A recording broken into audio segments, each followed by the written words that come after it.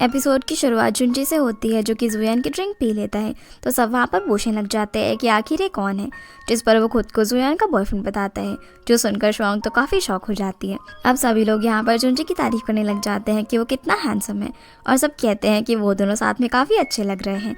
यहाँ से बाहर निकलने के बाद शुआंग उन दोनों से पूछती है कि आखिर उन्होंने उसे ये सब क्यों नहीं बताया, तो जुंजी उसे बताता है कि उनके बीच में ऐसा वैसा कुछ भी नहीं है, बल्कि उसने तो ये सब इसलिए किया ताकि वो इंसान जुयान को परेशान ना करे। जिन दोनों की इस बात पर शुआंग भरोसा भी कर लेती है। अगले सीन में हम जियांग को देखते हैं, जो कि लियू को वांग और दोंगशान की फोटोज देता है, जो कि उन्होंने जिम में खींची थी। वो उसे सब जगह ये खबर फैलाने के लिए कहता है कि वो एक क्रिमिनल से प्यार में है, और ये सब वो इसीलिए कर रहा था क्योंकि वांग उसे बिल्कुल भी भाव नहीं देती थी, और साथ ही दोंगशान अगर परेशान होगा तो इसकी वजह से गोरेंची को भी परेशानी होगी। इसलिए अगले दिन हम देखते हैं कि कंपनी में सभी लोग दोंगशान और उस न्यूज़ के बारे में ही बात कर रहे होते हैं, जहाँ पर दोंगशान को कुछ भी समझ नहीं आता कि सब उसे ऐसे क्यों देख रहे हैं। तब भी उसकी नज़र उस न्यूज़ पर पड़ जाती है और उसे पता चल जाता है कि ये भी जियांग ने ही फैलाई है, जो देखकर वो उसे सबक सिखाने के लिए चाह ही रहा था, पर गोरेंची उसे रोक देता है और उसे ठंडे दिमाग से काम लेने को कहता है।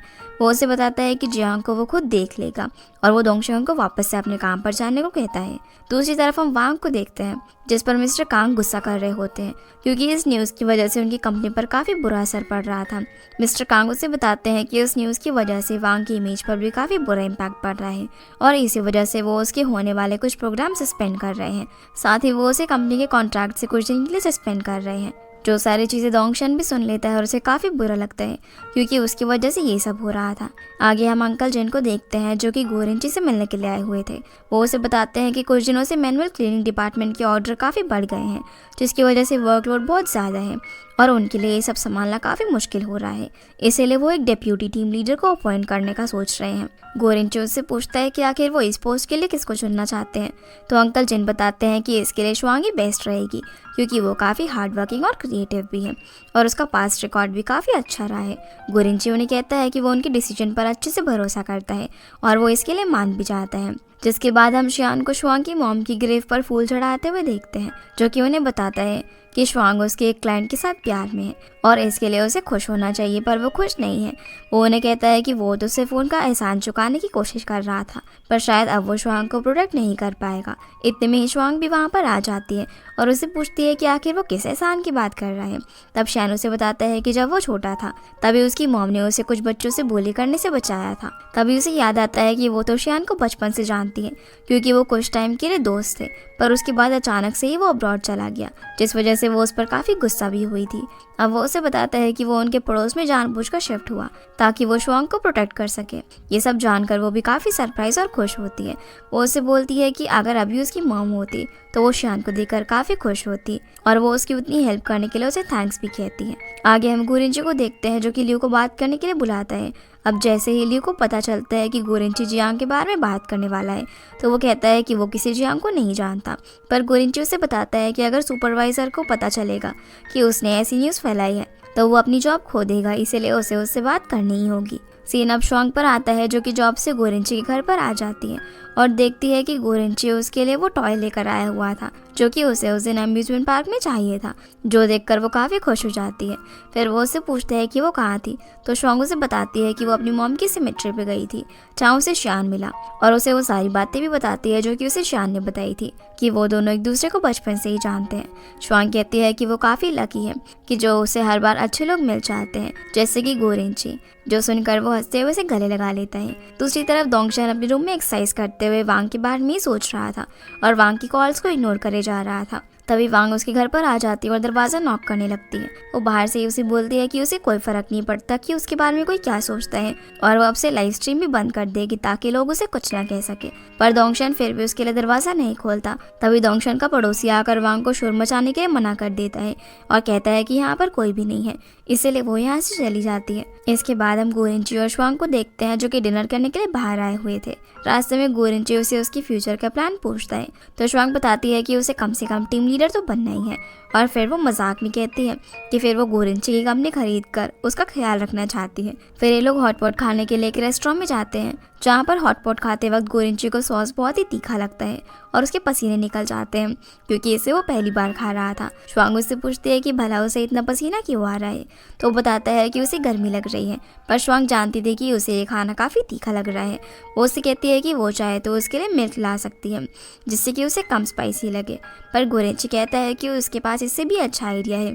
ये कहकर वो श्वांग को किस कर देता है, जिसके बाद वो बोलता है कि अब उसे काफ़ी अच्छा फील हो रहा है। वो श्वांग से कहता है कि अब से वो एक स्लाइस खाएगा और फिर उसे किस करेगा, जिस बात पर दोनों हंसने लग जाते हैं। अगले दिन कंपनी में अंकल जिन अनाउंस करने के लिए जा रहे होते हैं कि वो एक डेप्यूटी टीम लीडर बना रहे हैं। सबको लग रहा होता है कि वो जाओ को ही चुनेंगे क्योंकि वो काफ़ी एक्सपीरियंस थी, पर वो श्वांग को चुन लेते हैं, जो सुनकर सभी लोग शॉक रह जाते हैं। यहाँ तक कि श्वांग खुद भी शॉक थी। श्वांग ये जानकर थोड़ी सी नर्वस हो जाती है क्योंकि उसके कुछ कलीग्स उसके लिए सपोर्ट नहीं कर रहे थे। मीटिंग के बाद श्वांग फटाफट से गोरेंची के पास जाती है और उसे बोलती है कि तुमने ये क्यों किया और पहले तुमने मुझे इसके बारे में बताया क्यों नहीं। जिस पर गोरेंची बोलता है कि क्यों, क्या हुआ? कल तो तुम टीम लीडर बनने के बारे में इतना कॉन्फिडेंट हो रही थी और बोल रही थी कि मेरी कंपनी भी खरीद लोगी। तो श्वांग बोलती है कि अरे मैं तो मजाक कर रही थी, तुमने मेरी बात को सीरियसली क्यों लिया? जिस पर गोरेंची कहता है कि ये सब मैंने नहीं बल्कि अंकल जिन ने किया है और उन्होंने तुम्हें ट्रस्ट करके लीडर बनाया है, इसलिए उनको डिसअपॉइंट मत करना। जो सुनकर श्वांग बोलती है कि अगर ऐसा है तो मैं बिल्कुल भी उन्हें डिसअपॉइंट नहीं करूँगी। जिस पर गोरेंची कहता है कि सिर्फ अंकल जिन को ही और मेरा क्या? तो श्वांग बोलती है कि हाँ बिल्कुल, मैं दोनों को ही डिसअपॉइंट नहीं करूँगी। इसके बाद हम जुनची को देखते हैं जिसने जुयान को डेट पे बुलाया हुआ था। वो जुयान को कॉल करता है तो उससे पता चलता है कि जुयान को श्वांग ने भी डिनर के लिए बुलाया हुआ है। तो जुनची उससे कहता है कि उसे आज आना ही होगा, नहीं तो वो सुबह तक यहीं पर बैठा रहेगा। तभी हम देखते हैं कि जुयान जुनची की डेट पर आ जाती है, पर उसके साथ श्वांग भी आई हुई थी क्योंकि वो उसे अपनी प्रमोशन वाली बात बताकर उसके साथ सेलिब्रेट करना चाहती थी। जुनची श्वांग को वहाँ पर देखकर सरप्राइज हो जाता है। अब श्वांग के वहाँ पर बैठते ही कुछ लोग वायलिन लेकर वहाँ पर आ जाते हैं और श्वांग को एक फूल देते हैं, पर ये सब कुछ जुनची ने जुयान के लिए प्लान किया हुआ था। अब श्वांग ये सब देखकर सरप्राइज हो जाती है क्योंकि उसे लगता है कि जुनची ने ये सब इसलिए किया है क्योंकि वो आज टीम लीडर बन गई है। वो उसे बोलती है कि आखिर उसे इतनी सी चीज़ के लिए इतना खर्चा करने की क्या ज़रूरत थी। इसके बाद ही सभी लोग खाना खाना शुरू करते हैं, जहाँ पर जुनची खाते खाते जुयान का हाथ पकड़ने लगता है और उसी वक्त श्वांग का फूल भी नीचे गिर जाता है, इसलिए वो उसे उठाने के लिए नीचे झुकती है और उन दोनों को हाथ पकड़ते हुए देख लेती है। वो समझ जाती है कि यहाँ पर ज़रूर कुछ ना कुछ तो गड़बड़ है।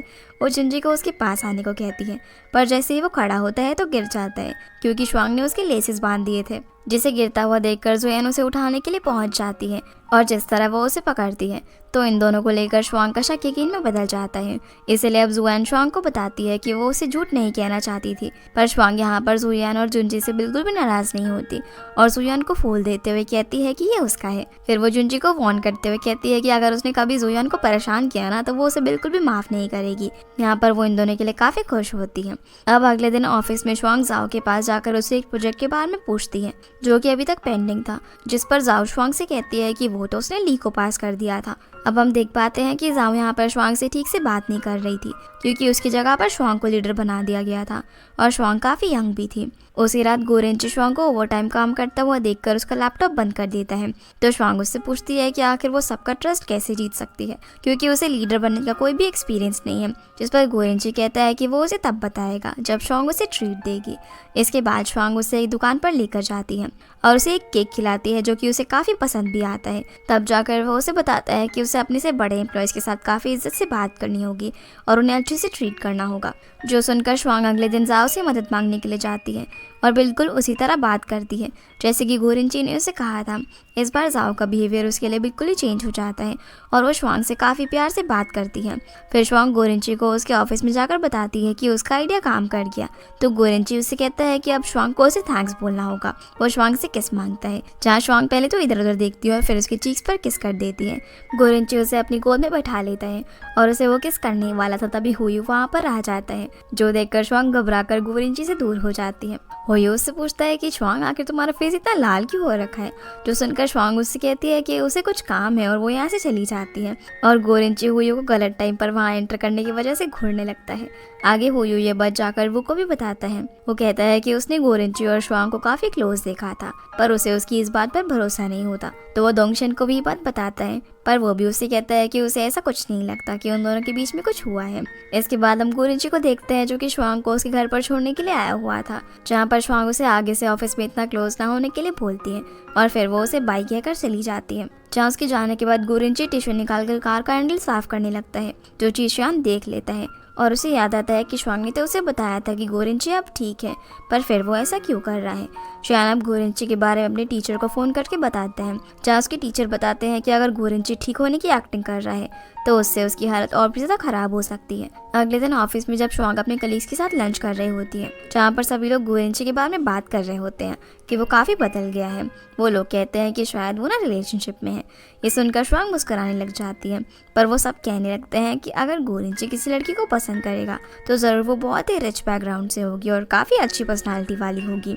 ये सुनकर शुआंग उदास हो जाती है और अपना खाना लेकर वहाँ से जाने लगती है। गोरिंची भी ये सारी बातें दूर से सुन लेता है। वो शुआंग को वहाँ से जाता हुआ देखकर उसका हाथ पकड़कर सभी को उसके सामने लेकर आता है और बता देता है कि वो शुआंग को काफ़ी टाइम से पसंद करता है और वो दोनों रिलेशनशिप में है। ये सुनकर वहाँ पर बैठे सभी इंसान शॉक हो जाते हैं और किसी को भी इस बात पर यकीन नहीं हो पाता।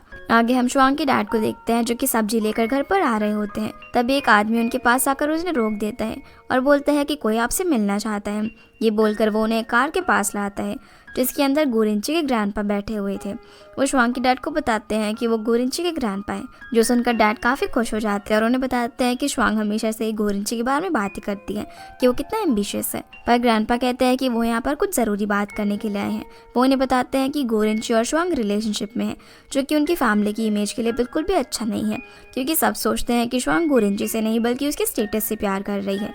ये सब सुनकर डैड को बिल्कुल भी अच्छा नहीं लगता। वो ग्रैंडपा से कहते हैं कि शुआंग एक काफ़ी अच्छी लड़की है और उन्हें पूरा यकीन है कि ज़रूर गोरिंची ने ही उसे रिलेशनशिप में आने के लिए पहले अप्रोच किया होगा, और अगर वो उनके इस रिलेशनशिप से खुश नहीं है तो उन्हें जाकर गोरिंची को समझाना चाहिए, ना कि उनसे आकर बात करनी चाहिए। जो बात ग्रैंडपा को भी बिल्कुल भी पसंद नहीं आती और शुआंग के डैड गुस्सा होकर यहाँ से चले जाते हैं। दूसरी तरफ शुआंग गोरिंची के साथ डेट पर जाने के लिए रेडी हो रही थी। वो जाने ही वाली थी कि तभी उसके डैड उसे बाहर जाता हुआ देखकर रोकने के लिए चेस्ट पेन होने का नाटक करने लग जाते हैं, जो सुनकर शुआंग अपने डैड के लिए मेडिसिन ढूंढना शुरू कर देती है और गोरिंची को बता देती है कि उसके डैड की तबीयत खराब हो गई है, इसलिए उन्हें आज की डेट कैंसिल करनी पड़ेगी। शुआंग अब उन्हें डॉक्टर के पास चलने के लिए कहती है।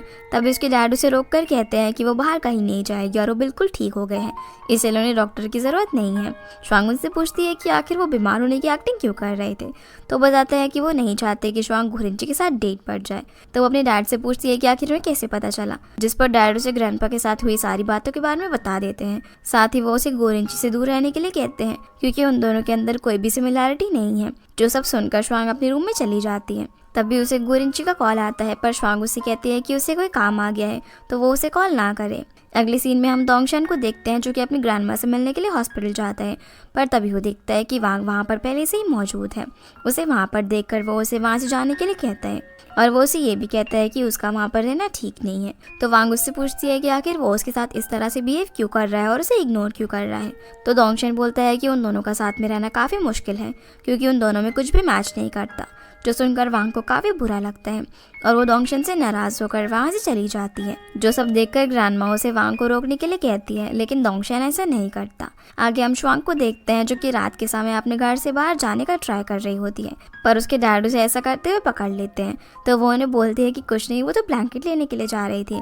अब शुआंग उनके साथ बैठकर टीवी देखने लग जाती है, ताकि जब उसके डैड की आंख लग जाए तो वो बाहर जा सके, पर उसके डैड ये जानते थे, इसीलिए वो काफ़ी नींद आने पर भी टीवी देखते रहते हैं। शुआंग उन्हें बोलती है कि उन्हें ना सो जाना चाहिए, पर वो उसकी बात नहीं सुनते। तभी उनके घर की लाइट चली जाती है, पर वो तब भी नहीं सोते और शुआंग की मदद लेकर ऊन का गोला बनाने लग जाते हैं। अगली सुबह शुआंग के घर का दरवाजा कोई नॉक करता है और शुआंग, जो कि सोफे पर ही सो रही थी, वो चेक करने के लिए चाहती है कि कौन आया हुआ। तो देखती है कि गोरिंची कुछ सामान लेकर उसके डैड से मिलने के लिए आया हुआ था। उसे वहाँ पर देखकर शुआंग उसे वहाँ से जाने को कहती है, पर गोरिंची कहता है कि वो अंकल से मिलने के लिए आया है। तो शुआंग दरवाज़ा बंद कर लेती है, पर उसके डैड गोरिंची की आवाज़ सुन लेते हैं। अब वो शुआंग को उसके रूम में बंद कर देते हैं और गोरिंची से अकेले में बात करने लग जाते हैं। वो गोरिंची को सीधा यहाँ से चले जाने को कहते हैं और उसे शुआंग से मिलने से भी मना करने लगते हैं। तो गोरिंची उन्हें समझाने की कोशिश करता है, पर वो उसकी एक नहीं सुनते और उसे धक्का देकर वहाँ से बाहर करने लग जाते हैं, जिस वजह से उनकी कमर में मोच भी आ जाती है। अब वो गोरिंची को उन्हें सीधा करने के लिए कहने लगते हैं, पर गोरिंची उन्हें छूने से पहले ग्लव्स पहनने लग जाता है और उन्हें लगता है कि वो जानबूझकर उन्हें सीधा नहीं कर रहा है। इतने में शियान वहाँ पर आ जाता है और उनकी हेल्प करता है। शुआंग के डैड यहाँ पर उसे थैंक्स कहते हैं और बताते हैं कि गोरेंची जानबूझकर उनकी मदद नहीं कर रहा था। तभी शियान उन्हें बताता है कि गोरेंची एक बीमारी है जिसकी वजह से वो उनकी हेल्प करने से पहले ग्लव्स पहन रहा था। फिर भी शुआंग के डैड कुछ नहीं सुनते और उसे वहाँ से जाने को कहते हैं। वो शुआंग के डैड से सॉरी भी बोलता है, जो सुनकर डैड बोलते हैं कि तुम्हें मुझसे नहीं बल्कि शुआंग से माफ़ी मांगनी चाहिए उसे डिसरिस्पेक्ट करने के लिए। पर गोरेंची कुछ भी समझ नहीं पाता और पूछता है कि उसने कब शुआंग को डिसरिस्पेक्ट किया। तो उसके डैड उसे बताते हैं कि उसके ग्रैंडपा यहाँ पर आकर शुआंग के बारे में क्या क्या कह रहे थे, जो सुनकर गोरेंची को अपने ग्रैंडपा पर काफ़ी गुस्सा आता है और वो उनसे माफ़ी मांगकर यहाँ से चला जाता है। अब वो शुआंग को कॉल करके बताता है कि वो अपने ग्रैंडपा से इस बार में बात करने के लिए जा रहा है, पर शुआंग उसे ऐसा करने से मना कर देती है।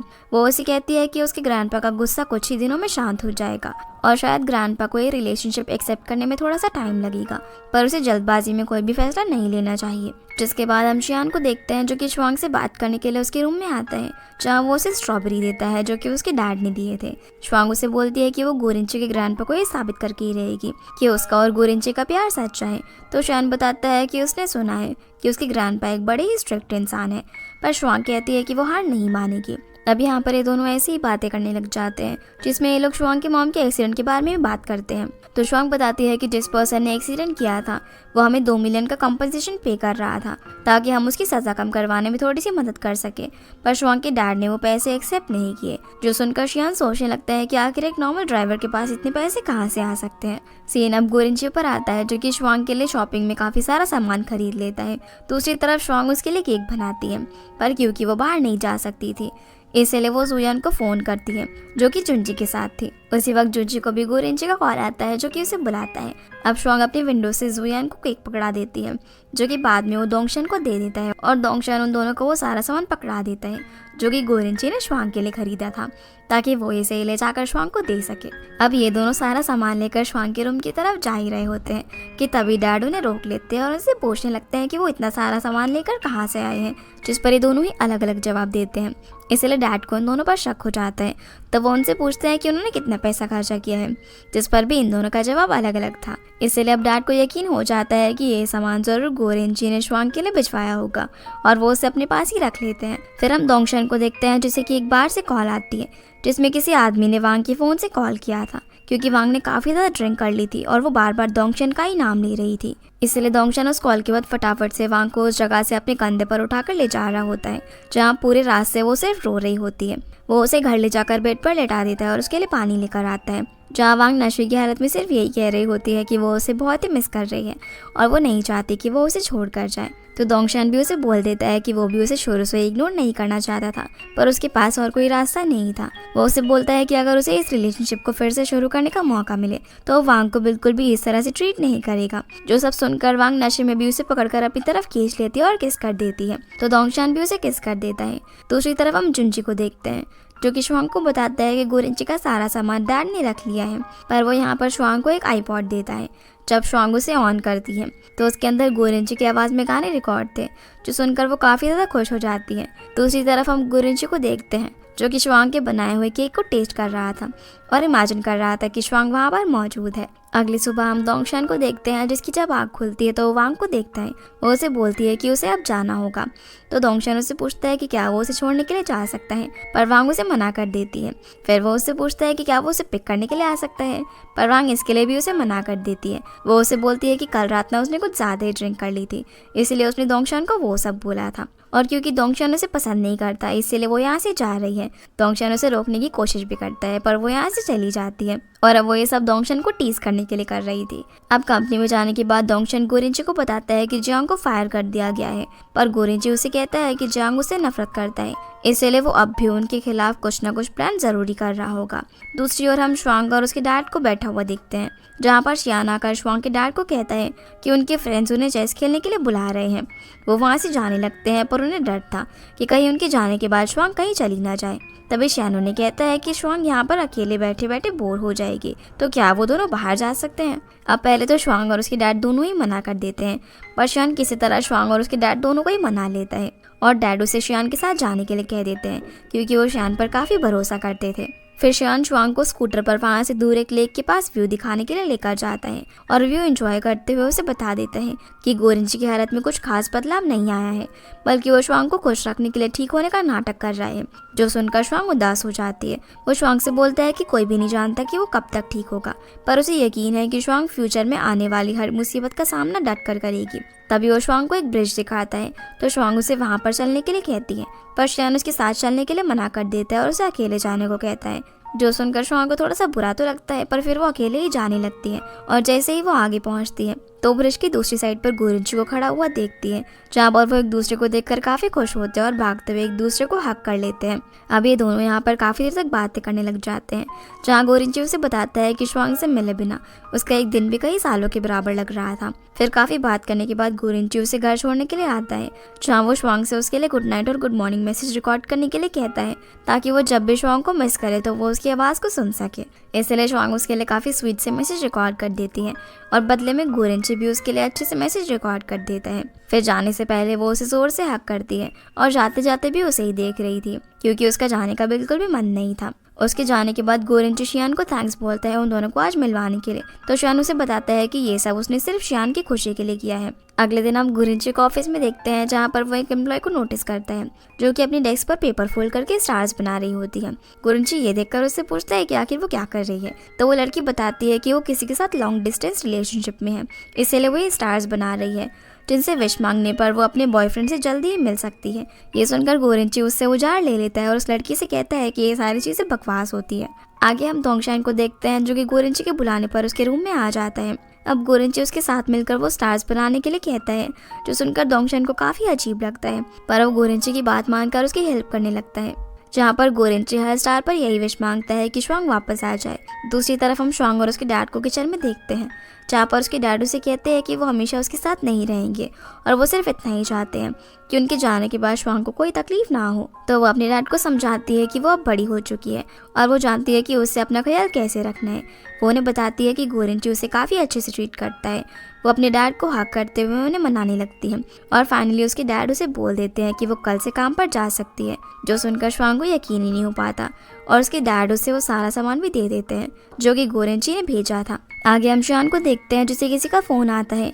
असल में इस इंसान को शियान ने शुआंग की मॉम की केस को इन्वेस्टिगेट करने के लिए कहा था। ये पर्सन शियान को बताता है कि जिस इंसान ने शुआंग की मॉम का एक्सीडेंट किया था, उसके बैंक में 2 मिलियन वॉन आए थे ताकि वो कंपनसेशन पे कर सके, पर उसके जेल में जाने के बाद ड्राइवर के बेटे ने वो पैसे निकाल लिए थे और उस ड्राइवर का मालिक कौन था ये अभी तक पता नहीं चल पाया है। जो सुनकर शुआंग को इन सब में कुछ गड़बड़ी लगती है। अब अगले दिन शुआंग कंपनी में वापस आ जाती है, जहाँ वो गोरिंची का डेस्क साफ करने लगती है कि तभी गोरिंची वहाँ पर आ जाता है और उसे वहाँ पर देखकर काफी सरप्राइज होता है। वो उसे टेबल से बाहर निकालता है और उसे देखकर काफी खुश होता है। तो शुआंग उसे उस जार के बारे में पूछती है जिसके अंदर सारे स्टार्स भरे हुए थे, जिस पर वो बताता है कि ये उसने दोंगशान के साथ मिलकर बनाया है, जिसमें उसने विश मांगी थी कि शुआंग जल्दी से वापस आ जाए और शायद उसी की वजह से वो पूरी हो गई। जहाँ पर ये दोनों एक दूसरे को हक करते हैं। अगले सीन में हम दोंगशान को देखते हैं, जो कि वांग से सॉरी बोलने के लिए उसके लिए फूल लेकर आता है, पर वो उसे वापस भेज देती है और बोलती है कि उसे फ्लैश पसंद नहीं है। ये सुनने के बाद वो वांग के लिए गिफ्ट लेकर आता है, जिस गिफ्ट को देखकर वो पहले तो काफी खुश हो जाती है, पर गिफ्ट खोलने पर उसे अंदर एक वाईफाई का राउटर मिलता है, जो देखकर वो उस गिफ्ट को वापस कर देती है। इसलिए अब बेचारा दोंगशान भी परेशान हो गया था कि वो वांग को कैसे मनाए। वो जाकर हुई उसे इस बार में बात करता है और उसे कुछ आइडियाज मांगता है। तो इस बार दोंगशान वांग के लिए एक मैकबुक लेकर जाता है, जो देखकर वांग काफी खुश तो होती है, पर फिर भी वो दोंगशान को ज्यादा भाव नहीं देती, क्योंकि वो अभी उसे और परेशान करना चाहती थी। आगे हम शुआंग को देखते हैं, जो कि गोरिंची की मॉम से मिलने के लिए आई हुई थी, जहाँ पर ये दोनों काफी सारी बातें करते हैं। मॉम उसे बताती है कि कैसे गोरिंची के ग्रैंडपा ने उसे और उसके डैड को अलग कर दिया था, और साथ ही उसे बताती है कि किस तरह वो बचपन से ही गोरिंची को परफेक्ट बनाना चाहते थे, जिसकी वजह से गोरिंची को काफ़ी स्ट्रिक्ट बचपन जीना पड़ा और परफेक्ट होम की वजह से धीरे धीरे गोरिंची को बीमारी हो गई। ये सुनकर शुआंग को समझ आ जाता है कि ग्रैंडपा गोरिंची के लिए हमेशा काफ़ी चिंता करते हैं और हमेशा उसके लिए बेस्ट चीज़ें खोजने के लिए लगे रहते हैं। यहाँ से निकलकर शुआंग कंपनी जाती है, जहाँ पर वो वोयू को देखती है, जिसके हाथ में एक क्ले मोल्ड था। वो उससे पूछती है कि आखिर ये किस लिए है, तो वो बताता है कि मिस्टर गू अपने बेस्ट एम्प्लॉय की हैंड प्रिंट इसमें करवाकर एक ऑनर के शो पीस की तरह रखना चाहते हैं। यह आइडिया शुआंग को भी काफ़ी पसंद आता है।